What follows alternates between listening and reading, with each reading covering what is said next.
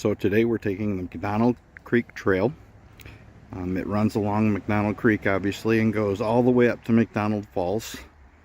Parking is easier here. It's not one of the most well-used trails. The first part of the trail starts off as blacktop. After about 2/10 of a mile, the trail turns to dirt and sometimes mud. After about 2/10 of a mile, you can jump off the trail real quick and come down nice and close to the creek. You hear the rushing power of it from quite a ways off. Down where the bridge is there is the entrance to where the parking section is for this trail. Up ahead is McDonald Falls, and you can see all the people down there.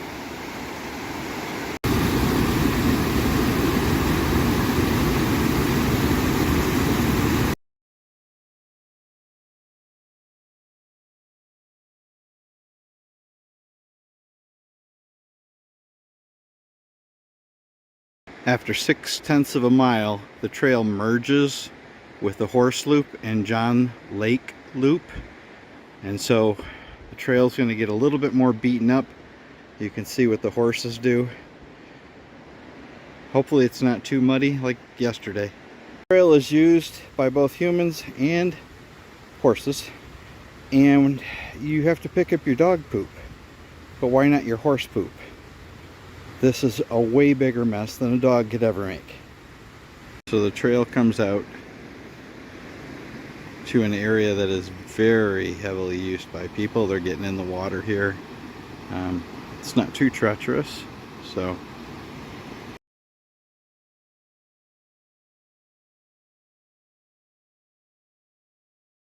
So at this spot where the bridge is where John's Trail separates and goes back across the river, and the McDonald Creek Trail continues on.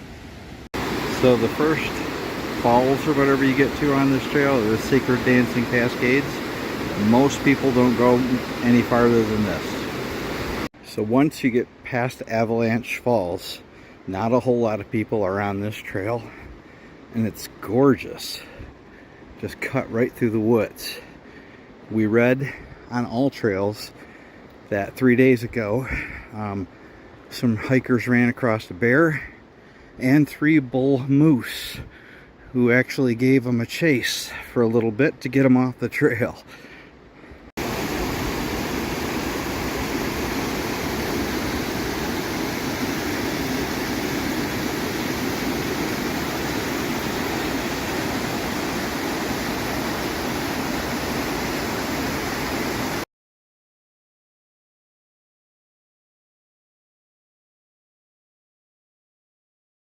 Found an awesome little side trail that takes you right down here to the water's edge.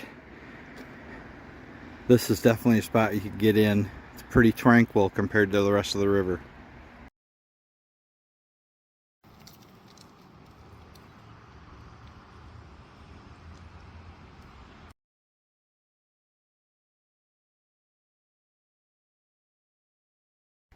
This trail has been wonderful.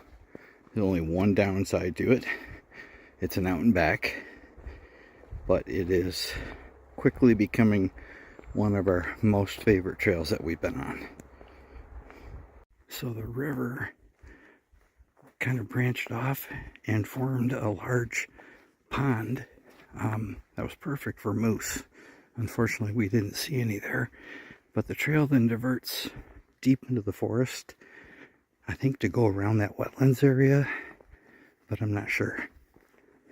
So after traveling in the woods for quite a while, you get to a section that obviously is where there's a lot of water runoff that goes down to the river. Here in the woods, it's so incredibly quiet. No birds, no bugs, no nothing. We feel like we're being stalked. So we've been in the woods for quite a while, and there's some elevation obviously, but we're starting to hear, I think, the falls now in the distance. So McDonald Creek Falls ends up right down here at the McDonald Falls, and if you want to do a little boulder hopping, you can come right on down at the end of the falls and get a great look.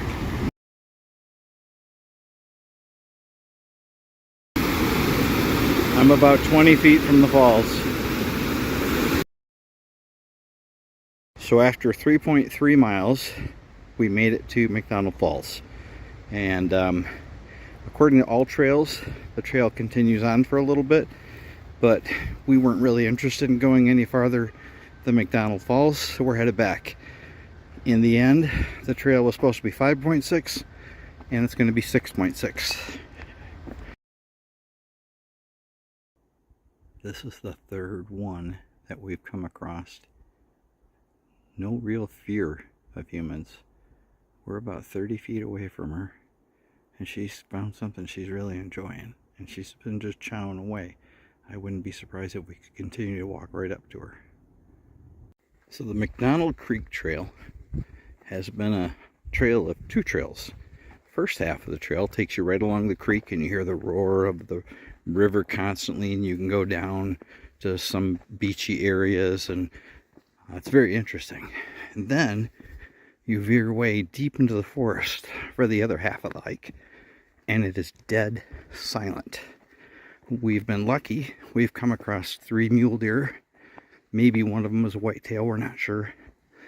It's been very cool. We walked right up next to one, probably no more than 5 or 6 feet away, before it finally didn't care, and we walked by.